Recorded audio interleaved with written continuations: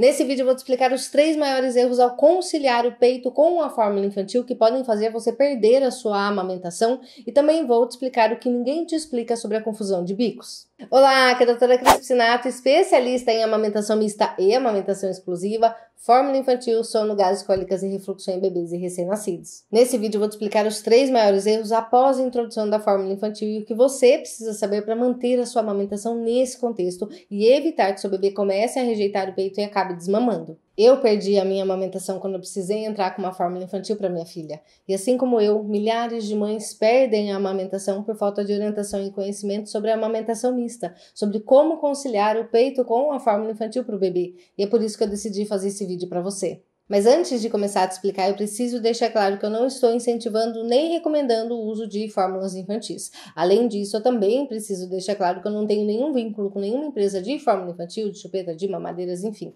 O meu compromisso aqui é com você e com o seu bebê. Primeiro erro, dar a quantidade errada de fórmula infantil para o bebê, para o recém-nascido.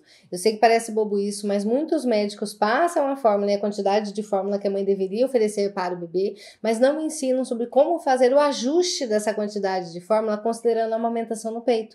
E o que acontece na prática é que o bebê acaba mamando mais fórmula do que deveria. É por isso que dentro do contexto da mãe que está amamentando e complementando com uma fórmula infantil, o bebê começa mamando ali 30 ml de fórmula e depois vai aumentando para 60, 90, 120, se distanciando cada vez mais da amamentação no peito. Já dentro do contexto da mãe que voltou a trabalhar, quando o bebê está mamando mais fórmula do que o necessário, é comum ele sentir menos fome nas próximas mamadas. E sentindo menos fome nas próximas mamadas, ele pode acabar mamando menos em você, o que acaba afetando diretamente a sua produção de leite. E aqui um ponto importante, essa dinâmica independe se o seu bebê está tomando leite não, Aptamil, Nestrogena ou qualquer outra fórmula infantil.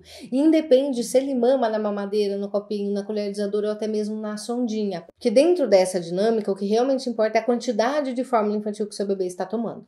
Pense comigo, no nosso corpo, o nosso estômago comporta só uma certa quantidade de alimento ali. Isso significa que se a gente come mais de um alimento, a gente come menos do outro. Por quê? Porque a gente tem uma limitação de espaço ali no estômago, não é? Com o bebê é a mesma coisa. Se o bebê mama mais fórmula do que o necessário, ele mama menos o seu leite. E mamando menos o seu leite, a sua produção de leite começa a cair ou continua caindo cada vez mais. E o seu bebê pode passar a preferir cada vez mais a fórmula e menos o peito, podendo evoluir rapidamente para o desmame.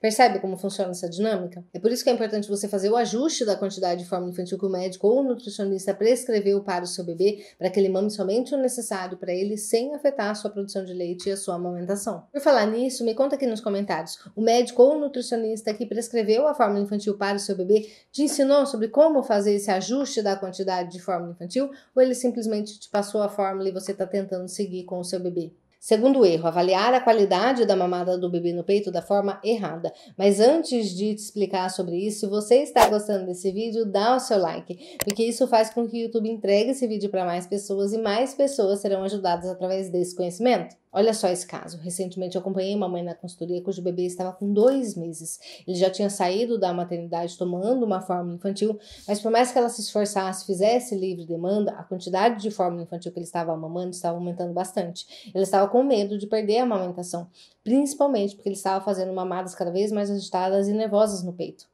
Olhando assim por cima, até parecia que seu bebê estava mamando bem. Ele estava abrindo bem a boquinha, estava fazendo uma boa pega, aparentemente mamando bem ali. Mas ao avaliar com mais detalhe a dinâmica da mamada através dos vídeos que ela me mandou, dava para ver que seu bebê não estava bem encaixado no peito. Consequentemente, ele não estava conseguindo fazer uma boa extração de leite, ou seja, a qualidade dessa mamada estava ruim. Ele tinha dificuldades não percebidas com a amamentação e era justamente por isso que ele estava mamando cada vez mais a fórmula infantil e menos o peito. E por que isso estava acontecendo, né? Porque diferentemente de outros mamíferos, como um gatinho, um cachorrinho que nascem com força ali e conseguem se deslocar até se encaixar, né, na tetinha da mãe, com o nosso bebê é diferente. O nosso bebê não tem esses movimentos ainda, não tem essa independência. Então, no começo, ele é totalmente dependente de nós, de como nós colocamos ele no peito. Tem posições que é mais difícil para o bebê mamar. Um exemplo bastante comum é quando o bebê está mamando assim, ó, com a barriguinha para cima. Aparentemente, não tem problema nenhum, né? Mas se você olhar com mais detalhe, você vai observar que a cabecinha dele não está alinhada com o tronco, ou seja, ele está mamando de lado. Agora imagina você comer assim de lado por 10, 20, 30 minutos. No começo até vai, né? Mas depois a gente começa a cansar, começa a ficar desconfortável, não é? Com o bebê é a mesma coisa, dependendo de como você posiciona, estabiliza e encaixa o seu bebê no peito, por mais que ele se esforce, ele não consegue fazer uma mamada efetiva no peito.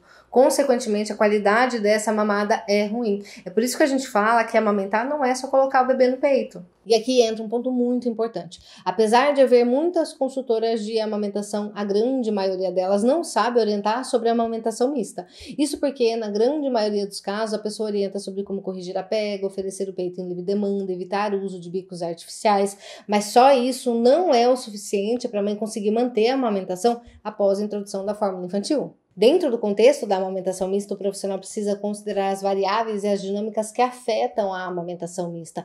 É assim que eu já ajudei centenas de mães dentro da minha consultoria online e hoje você também pode ter acesso a todo esse conhecimento através do Manual da Amamentação Mista. Nele eu ensino todo o passo a passo dos cuidados com a amamentação mista, desde como ajudar o seu bebê a fazer uma mamada efetiva no peito, como fazer a avaliação da qualidade dessa mamada, como você mesma pode ajustar a quantidade e a frequência de fórmula infantil para o seu bebê, o que fazer para que seu bebê queira continuar mamando em você, como ter uma rotina que proteja a sua amamentação dentro do seu contexto, seja complementando com uma fórmula infantil, porque você já voltou a trabalhar.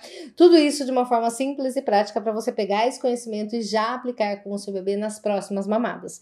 Caso você tenha interesse no Manual da Amamentação Mista, eu vou deixar um link aqui na descrição do vídeo para você. Terceiro erro, usar o dispositivo de oferta da forma errada. Independentemente se é copinho, se é colherizador ou se é a mamadeira, muitas mães perdem a amamentação por conta do uso errado do dispositivo de oferta. Isso porque, dependendo de como você usa o copinho, a colherizador ou a mamadeira, o seu bebê pode passar a preferir cada vez mais a fórmula e menos o peito. E o principal motivo disso acontecer é por conta da confusão de fluxo, que é diferente da confusão de bicos. A confusão de bicos está relacionada com o uso de bicos artificiais, como chupetas e mamadeiras, e ela ocorre quando o bebê começa a fazer o mesmo padrão de mamada que ele faz na chupeta ou na mamadeira, no peito. Isso porque no peito o bebê faz um padrão de mamada mais profundo. Já na mamadeira ou na chupeta ele faz um padrão de mamada mais curtinho. O problema é que quando o bebê usa bicos artificiais ele pode começar a fazer esse mesmo padrão de mamada curtinho no peito também. E ao fazer esse padrão de mamada curtinho no peito ele não consegue extrair o leite do peito de forma efetiva e pode acabar desmamando por conta disso. Se você está gostando desse vídeo, se inscreve no canal, porque isso me estimula a fazer mais vídeos como esse para você. Já a confusão de fluxo é diferente. A confusão de fluxo é, na verdade, uma preferência de fluxo e ela pode ocorrer com qualquer dispositivo de oferta, seja mamadeira, copinho, colherizador ou até mesmo uma sondinha. Isso porque o fluxo de leite nesses dispositivos é maior do que o fluxo de leite no peito.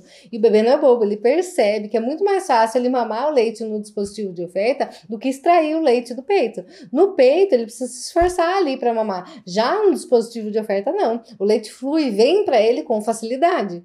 Percebe? É por conta de problemas com a amamentação, muitas vezes não percebidos e identificados pelo médico, pela consultora de amamentação, em conjunto com as dinâmicas envolvidas com a amamentação mista, que o bebê pode passar a preferir cada vez mais a fórmula e menos o peito. Então, assim, conciliar o peito com a fórmula infantil não é só dar o peito e dar uma fórmula infantil. Se você quer manter a sua amamentação, você precisa controlar as 7 principais variáveis que afetam a amamentação mista. Ou seja, você precisa ter os cuidados corretos com a sua rotina, com a qualidade da mamada do seu bebê no peito, com o dispositivo de oferta, com a forma de oferecimento, com a qualidade dessa mamada no dispositivo de oferta, com a frequência e a quantidade de fórmula infantil que está sendo oferecida para o seu bebê. Que é justamente pela falta desses cuidados e orientações que muitos bebês desmamam mesmo sem usarem bicos artificiais, como foi o meu caso. Minha filha desmamou mesmo usando copinho. É por isso que milhares de mães perdem a amamentação quando precisam entrar com uma fórmula infantil, principalmente porque no começo parece que está dando tudo certo, parece que está indo tudo bem. E a gente só percebe que está perdendo a amamentação quando as brigas com o peito se tornam cada vez mais frequentes e o bebê começa a rejeitar o peito. Ou seja, quando ele entra na última fase do desmame, é que realmente é bem difícil de reverter. Ter essa clareza é essencial para que você consiga manter a sua amamentação e foi exatamente por isso que eu fiz o Manual da Amamentação Mista para te ajudar. Agora deixa eu te falar outra coisa importante que muitas pessoas ignoram ou acham que sabem. Se o seu bebê está mamando na mamadeira, o primeiro passo para você evitar uma confusão de fluxo ou uma preferência de fluxo é você dar a mamadeira do jeito certo para ele.